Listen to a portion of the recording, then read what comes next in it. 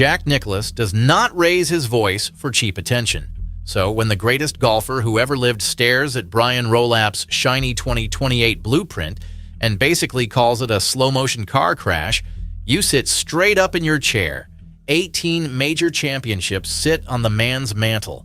60-plus years of watching this sport grow from a gentleman's weekend hobby into a billion-dollar machine give him standing that nobody alive can match. Nobody has earned the right to critique the PGA Tour like the Golden Bear, and right now he is not clapping along with the marketing department. Rolapp climbed his whole career inside the NFL, and now he wants to bolt a football-style promotion and relegation system onto a game that was never built to carry it. 2 separate tracks, winners ride upstairs, everybody else gets shoved downstairs, and a whole pile of historic tournaments are left staring down the barrel of extinction. What exactly did Nicklaus say? Why are longtime fans suddenly terrified for events that have existed for half a century?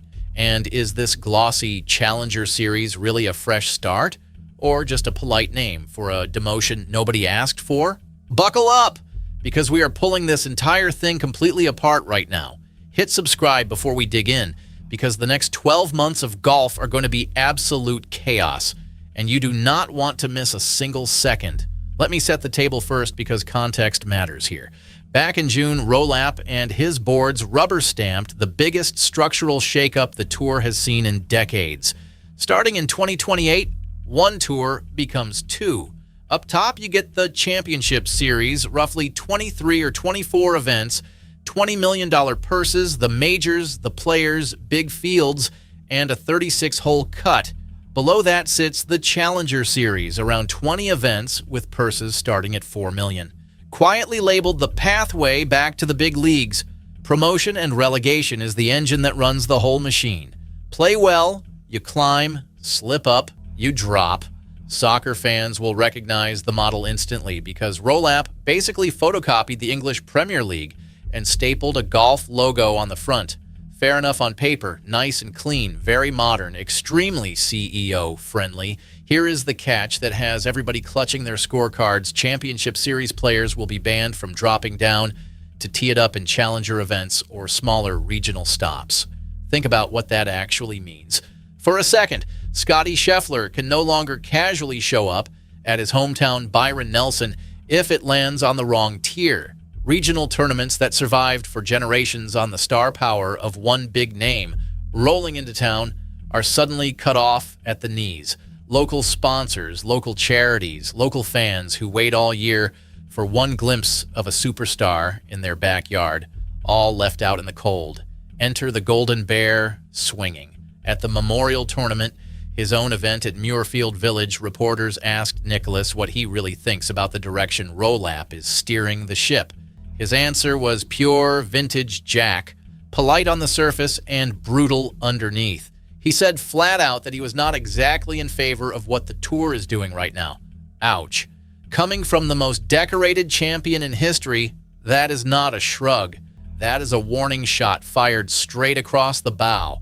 Nicklaus did not stop at a vague headline either. Where he twisted the knife was the schedule itself. Cramming too many marquee events too close together, he warned, is going to become a genuine problem for the tour down the road. Picture the calendar the way Jack laid it out. You have got Pebble Beach, then Los Angeles, then Tiger's event, then the Cognizant down in Florida, then Bay Hill, then the Players, all stacked nose to tail like rush hour traffic. Ask yourself, what happens to a perfectly good tournament wedged right in the middle of that pileup? According to Nicklaus, it simply doesn't have a chance. Buried alive by its own neighbors on the schedule. Read between the lines and the message gets even sharper. When every week screams biggest event ever, none of them feel big anymore.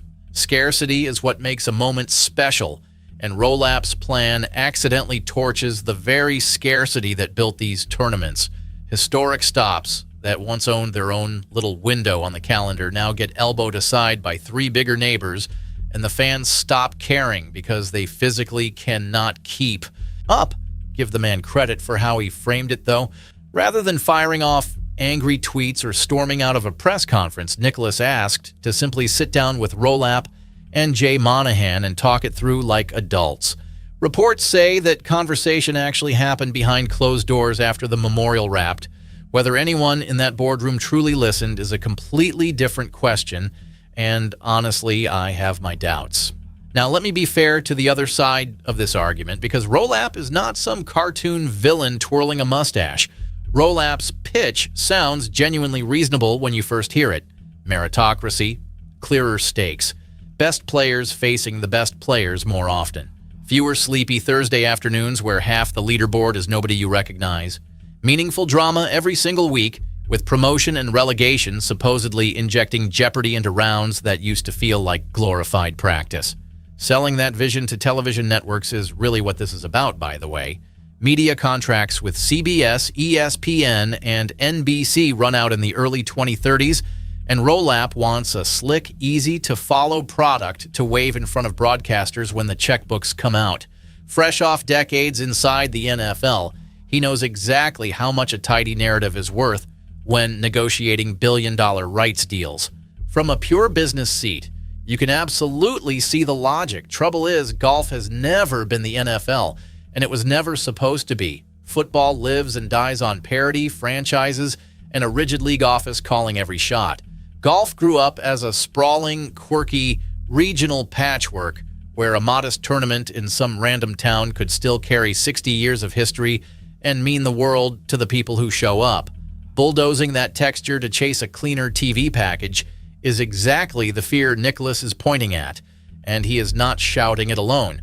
Rory McIlroy, hardly a bomb thrower these days, took one look at the secondary tier and dismissed it as a glorified corn ferry. Translation for the casual fan, it is the minor leagues wearing a fancier jacket. Predictably, Rolapp pushed back hard, insisting the Challenger Series will play recognizable courses for healthy money and belongs nowhere near the developmental circuit. Maybe so. Words are cheap, however, and a demotion still stings no matter how much glitter you spray on the branding. Lucas Glover chimed in too, and his beef cuts to the real human cost. Barring top players from ever dropping into smaller events, he grumbled, kinda stinks. Blunt, sure, but dead accurate. Rank and file pros are quietly panicking that the whole redesign shrinks their playing opportunities, thins out their paychecks, and hands even more leverage to a handful of superstars who already own the biggest slice of the pie. Follow that thread down to the little guy, and it gets genuinely bleak. Tournaments that never crack the elite tier lose their marquee names for good. Sponsors who bankroll those events start asking why they should keep writing seven-figure checks for a field of unknowns. Charities that lean on tournament week for their annual fundraising watch the crowds thin out. Whole communities that circle one magical week on the calendar every year get quietly written out of the script, and nobody in the boardroom seems to be losing sleep over it. Wrap all of it together, and Nicklaus is really flagging something bigger than a scheduling headache. Culture is the word that keeps rattling around my head here. Our new commissioner is treating the tour like a spreadsheet that needs optimizing, while Jack is treating it like a living tradition that needs protecting. Both men are undeniably smart. Only one of them, though, actually shaped the thing they are arguing about with his own two hands and a wedge. There is a twist the highlight shows keep glossing right over. Tiger Woods himself chairs the future competition committee that cooked up this entire blueprint. Savor the irony for a second. A stone-cold traditionalist icon, the last guy you would ever expect to torch the classic model, slapped his name on the very machinery Nicklaus is now blasting to pieces. Loyalists inside Pontevedra love waving that fact around because it lets them argue this was never some clueless NFL suit acting alone. Yet even a Tiger stamp of approval has not cooled the skeptics 1 degree. Legends openly disagreeing with legends is basically the entire mood of golf in 2026, and the rank and file are left squinting into the crossfire trying to figure out whose grand vision actually protects their paycheck.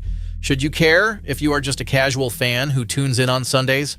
Absolutely, and here is the blunt reason why. Every tradition dies the exact same lazy way, one reasonable tweak at a time, until you glance up and realize the thing you loved is gone. First, they bunch the schedule, then they wall off the tiers, Later, they quietly let the historic events wither because no big name is legally allowed to save them. Wake up in 2030 and half the tournaments your dad took you to as a kid could be nothing but a footnote on Wikipedia. Defenders will tell you Nicklaus is just an old man yelling at a cloud, clinging to a golden age that priced itself out of the modern market. Perhaps there is a sliver of truth buried in that. Nostalgia can absolutely blind even the sharpest legend. Being 87 does not automatically make you right about media rights strategy in 2026, and I will happily grant that point. Except Jack has been dead right before, repeatedly. Distance and equipment ballooning out of control. Called it years ago while everyone rolled their eyes. Bloated, gimmicky course setups, turning majors into circuses. Flagged that too. Track record matters enormously in this game, and the Golden Bear's read on where golf is drifting has aged far better than the suits who dismissed him at the time. Timing is the part that really makes me nervous, if I am being honest. Professional golf is already a powder keg. Levy blew up the economics and dragged dozens of stars overseas. Fans are exhausted and confused by a civil war that refuses to end. Slamming a controversial franchise-style overhaul on top of that chaos feels less like bold vision and more like pouring a jerry can of gasoline on a grease fire and calling it innovation. Watch closely and you can practically hear the Saudi League popping champagne. Look closely and every ounce of PGA Tour infighting reads as a free recruiting ad for the other side. Public squabbles, star versus CEO tension, legends grumbling on the record about the direction, all of it whispers to fence-sitting players that maybe the grass really is greener where somebody actually asks your opinion. Greg Norman could not script better marketing. How does this whole mess actually land? Truthfully, nobody knows yet, and that uncertainty is exactly the point. Practically speaking, Rolapp holds the gavel and the votes, so the 2028 plan is barreling forward whether the traditionalists like it or not. These days, the Golden Bear holds not a single vote in that boardroom. Instead, he commands something the suits secretly fear far more, and that is the undivided ear of the fans. Once a voice that credible plants a flag and says the Emperor's new blueprint has no clothes, ordinary people start looking a little harder at what they are being sold. Suddenly, the Challenger Series branding sounds less like opportunity and more like a gold star slapped on a participation trophy. Doubt, once it creeps in, is very hard to sweep back under the rug. Momentum is a funny beast in sports politics. Right now, the suits are betting that fan outrage burns white-hot for a week and then quietly fizzles the moment somebody drains a clutch putt on Sunday. History suggests they might be correct. Sadly enough, outrage fatigue is a real thing, and this sport keeps proving that fans will grumble loudly and then tune right back in anyway. Betting your entire legacy on that apathy, however, is a dangerous game when the man calling you out is carrying 18 professional majors worth of receipts. Imagine ticket sales dipping at a couple of historic stops, sponsors quietly walking, and that boardroom confidence could crack faster than anyone upstairs expects. My honest take, for what it's worth, realistically, the Golden Bear is right about the disease and possibly wrong about the cure. Bunching every big event together really will hollow out the smaller tournaments, no argument there. Walling superstars off from regional stops really will strangle traditions that took generations to build. Cold business logic like his is not insane, but he is solving a television problem while quietly manufacturing a soul problem, and souls are far harder to buy back than TV ratings. 10 years from now, we will look back on this exact moment as a genuine fork in the road for professional golf. Down one path, the tour becomes a sleek, franchised, NFL-flavored product that prints money and forgets where it came from. Along the other, cooler heads actually listen to the greatest champion the game ever produced and find a way to modernize without bulldozing the history. Which road wins? Honestly, your guess is as good as mine right now. One thing is dead certain, though. Ignoring Jack Nicklaus has never once worked out for anybody in this sport, and Brian Rolapp is about to test that theory in front of the entire golfing world. All right, your turn, and I genuinely want to hear it. Do you think Nicklaus is protecting the soul of golf, Or is he an old legend standing in the way of progress the game desperately needs? Drop your verdict in the comments below because I read every single one and I love a good argument down there. Smash that like button if this breakdown gave you something the mainstream golf shows are too scared to say out loud. Tap subscribe and ring the bell so the algorithm actually shows you the next chapter because trust me, this fight is nowhere near finished. Until next time, keep it locked here and we will see you on the very next one.